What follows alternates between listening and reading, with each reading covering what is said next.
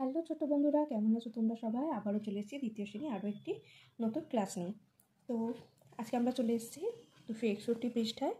এখানে দেখো কাপের মধ্যে অনেক রকম সংখ্যা লেখা আছে। এই সংখ্যাগুলোকে তোমাদের যোগ বিয়োগ গুণ ভাগের মধ্যে দেখাতে বলা হয়েছে। তো প্রথমেই এই সংখ্যাটি তোমাদের জন্য করে দেওয়া আছে।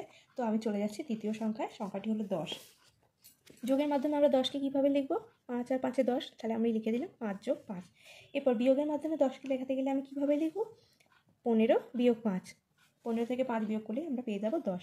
এরপরে গুণের মাধ্যমে আমরা সবাই জানি 5 দুগুণে 10, আর ভাগের ক্ষেত্রে 10 আমরা কি করে আনবো?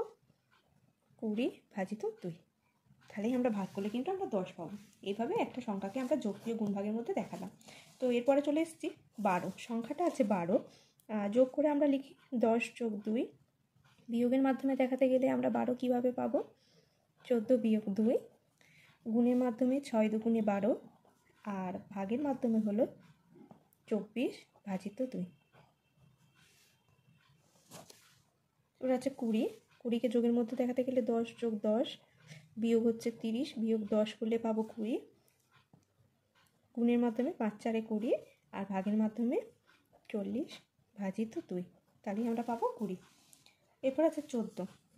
14কে যোগের মাধ্যমে দেখাতে হলে আমরা কী পাবো? 10 যোগ 4। বিয়োগের মাধ্যমে দেখাতে গেলে আমরা পাবো 15 বিয়োগে 1, 15 থেকে 1 বিয়োগ করলেই পাবো 14। গুণের মাধ্যমে 7 দুগুণে 14, আর 28কে 2 দিয়ে ভাগ করলেই আমরা পাবো 14। চলে আসছে 18।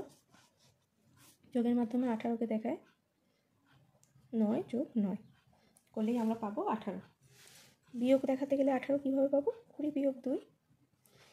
গুণের মাধ্যমে 9 দুগুণে 18, আর 36কে যদি 2 দিয়ে ভাগ করি আমরা পাবো 18।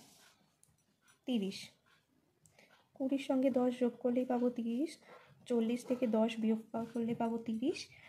15 দুগুণে 30 গুণ, আর 60কে যদি আমরা 2 দিয়ে ভাগ করি পাবো আমরা 30। এরপরে চলে আসছি 25। 25 আমরা কি করে যোগ করে 25 পাবো? 20 যোগ 5 করলে 25।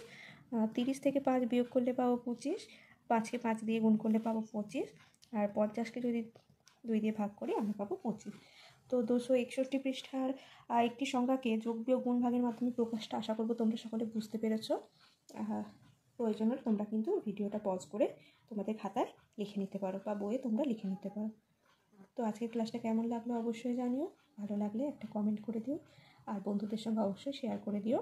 আরও নিত্য নতুন ক্লাসের জন্য অবশ্যই চ্যানেলটি সাবস্ক্রাইব করে দিও। আর তোমরা আরও কী ধরনের ভিডিও চাইছো বা আমার ক্লাস কেমন লাগছে সেটা কিন্তু অবশ্যই তোমরা আমাকে কমেন্টের মাধ্যমে জানিও। তো আজকের মতন টাটা, সবাই ভালো থেকো, সুস্থ থেকো। দেখা হবে আবার একটা নতুন ক্লাসে। টাটা।